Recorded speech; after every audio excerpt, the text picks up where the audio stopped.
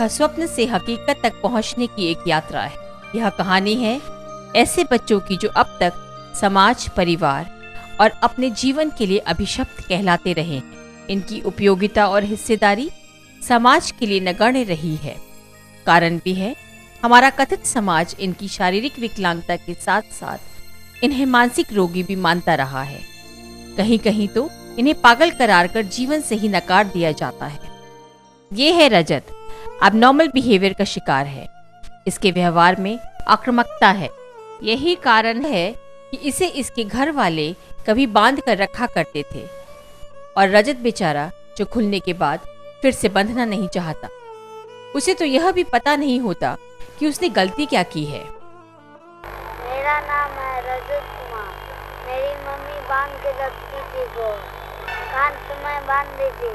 रजत को तो हम 2.5 साल से स्कूल में डाले हैं, लेकिन 2.5 बरस के बाद हम देखें कि थोड़ा सा ही चंचलता ज़्यादा करते थे, तो उसके चलते हम तो वर्किंग लेडी हैं तो किसी के पास ही रहती थी, तो वो उसको बांध उन के रख देता था।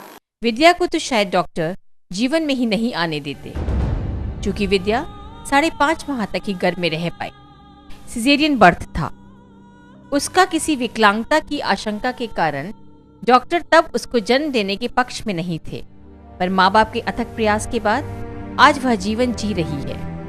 भले ही प्रकृति के निनाद से पूरी तरह वह अनभिज्ञ हो, बहुत चाह कर भी बोल नहीं पाती है, पर शिक्षा ने विद्या को न केवल बाहरी दुनिया से जोड़ा है, बल्कि उसे एक भावनात्मक सहारा भी दिया है। आज वह इंटरनेट और कंप्यूटर के माध्यम से विकसित दुनिया को समझने के प्रयास में तो जुटी है ही, अपने ज्ञान को भी संप्रेषित करने में सक्षम हो रही है। घोड़ा चाहिए करेंगे। तुम्हारी दीदी का क्या नाम है? ये बच्चे को अगर नॉर्मल स्कूल में नहीं हम डालते तो यहाँ तक लेकर नहीं पहुँच पाते। यह बच्चे है कि अपने फ्रेंड से बहुत सारा चीज़ सीखते हैं। आज नॉर्मल स्कूल में है और नॉर्मल तरह के नॉर्मल बिहेवियर करती है और हर बच्चे की तरह सब कुछ सीखने के लिए कोशिश करती है। यह सब बहुत अच्छे लगते हैं देखकर। जब कोई पहले बोलते थे कि यह बच्ची कैसी है, नहीं समझ पाएगी, तो उसमें बहुत दुख होता है, लेकिन आज हम अपने बच्चे को ज़्यादा इम्प्रूव देखते हैं तो बहुत अच्छा लग रहा है। शारीरिक और मानसिक विकलांगता के साथ जन्म लेने वाले बच्चों को अपने पैरों पर खड़ा करने के लिए बिहार सरकार लगातार प्रयास कर रही है। बिहार शिक्षा परियोजना तरह तरह की योजनाएं चलाकर इन बच्चों का जीवन न केवल जीने लायक बना रही है, बल्कि उससे भी एक कदम आगे बढ़कर एक सम्मानजनक जिंदगी उनके हाथों में सौंप रही है। कुछ बच्चे ऐसे हैं जो किसी शारीरिक अक्षमता के चलते विद्यालय नहीं जा पाते हैं और उन पर शिक्षकों का, समुदाय के लोगों का, यहाँ तक कि अभिभावकों का भी ध्यान नहीं जाता है। सर्व शिक्षा अभियान का जो उद्देश्य है कि सभी बच्चों को शिक्षा मिले, यह तब तक पूरा नहीं होगा जब तक कि हम ऐसे बच्चों के प्रति संवेदनशील होकर इनकी पढ़ाई के लिए भी चिंता न करें और इनकी आवश्यकता अनुसार कार्यक्रमों का निर्धारण नहीं करें। इन्हीं में से एक सोहम एक निजी स्कूल में शिक्षा प्राप्त कर रहा है। यह बच्चा ऑटिस्टिक सिंड्रोम का शिकार है, फिर भी कंधे पर बैग डाले आम बच्चों की तरह विद्यालय को जाता है। मजे की बात है कि वह अच्छे अंकों से पास भी होता है। क्रिकेट भी वह बड़े मनोयोग से खेलता है। उसका सपना है बड़े होकर सुनील गावस्कर, सचिन तेंदुलकर या महेंद्र सिंह धोनी की तरह महान खिलाड़ी बने और देश और बिहार का नाम रोशन करें। उनको मन करता है कि मेरे पास एक ये मर्सिडीज कार 3 इडियट्स में जो दिखाता है ना मैम, उसमें दिखाता है कभी भी कामयाबी हासिल मत करो कि 91% आ गया, 99% आ गया, 97% आ गया तो मार्क्स लास्ट में जाके वो क्या किया, कुछ नहीं कर पाया और आमिर खान साइंटिस्ट बन गया। मैम आर्यन की कहानी भी कुछ इसी तरह की है। 4 वर्ष की अवस्था में उसके एबनॉर्मल बिहेवियर ने मेडिकल एडवाइस लेने के लिए विवश कर दिया। इलाज के दौरान टेस्ट में पता चला कि आर्यन के क्रोमोसोम्स 7 में फॉल्ट है। कुदरत ने उसे भी आम बच्चों से अलग बना दिया था, लेकिन आर्यन की माँ शिवानी हार मानने वालों में से नहीं थी। सिंड्रोम का जो इफ़ेक्ट है वो ये आता है कि सीवियर हार्ट प्रॉब्लम आता है बच्चे को। बिटवीन 6 मंथ्स हार्ट टेस्ट इसके लिए करवाना रहता है, हार्ट का टेस्ट, डायबिटिकल जो भी प्रॉब्लम आए उसके लिए। अगर आप कुछ भी खुद से अगर एनालिसिस कर रहे हैं तो उसके लिए आप तुरंत डॉक्टर से कंसल्ट करिए। पिता समीर और माँ शिवानी के प्रयास व्यर्थ नहीं गए।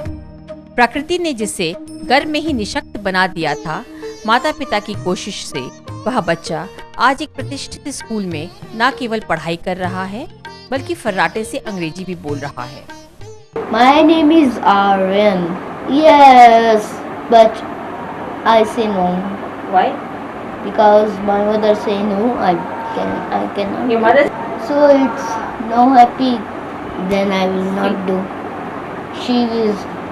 I am a king of the children. Don't say children. रजत हो या सोहम या फिर आर्यन या विद्या, आज ये सभी आम बच्चों की तरह शिक्षा प्राप्त कर रहे हैं। यह समावेशी शिक्षा का एक अनूठा उदाहरण है। यह बच्चे कहीं से भी विकलांग नहीं प्रतीत होते। यही समावेशी शिक्षा की सबसे बड़ी उपलब्धि है।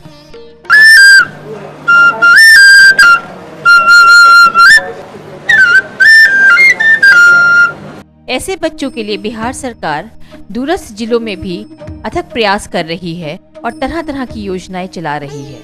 पूर्णिया इसका एक अनूठा उदाहरण है, जहां पर इस परियोजना के तहत इन बच्चों को मेन स्ट्रीम में लाने की हर संभव प्रयास चल रहा है और इन बच्चों के शिक्षकों और अभिभावकों को भी प्रशिक्षित किया जा रहा है। स्कूल आते जाते या फिर कक्षा में पढ़ रहे इन बच्चों को देखकर कौन कहेगा कि ये विकलांग हैं? लेकिन ऐसा तभी संभव हो सका जब इन बच्चों को माता पिता और शिक्षकों का योगदान मिला। डॉक्टर भी मानते हैं कि अगर शारीरिक या मानसिक विकलांगता जन्म से हो तो उसे ठीक करना मुश्किल है, लेकिन उसे सुधारा अवश्य जा सकता है। अभिभावक अगर चाहें तो बचपन में ही स्पेशल अटेंशन देकर और थोड़ी मेहनत कर अपने बच्चों को नॉर्मल लाइफ जीने के लिए प्रेरित कर सकते हैं, जिससे वह बच्चा बड़ा होकर खुद का दैनिक कार्य कर सके, अपना बोझ स्वयं उठा सके और किसी पर बोझ न बने।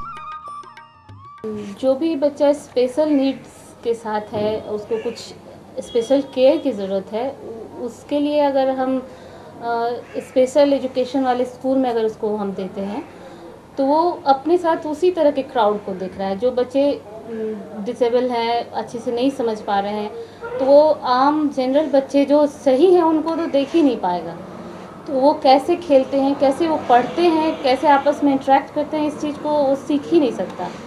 तो इसके लिए हम ये चाहते हैं कि मेन स्ट्रीम स्कूल्स में ही बच्चे जाएं और थोड़ा सा कोऑपरेशन हो स्कूल में मैडम्स और बच्चे और फ्रेंड्स के साथ, कि बच्चे के साथ थोड़ा सा कोऑपरेट करें तो बच्चा अच्छा कर सकता है और अच्छी तरह से हर कुछ को वो सीखेगा।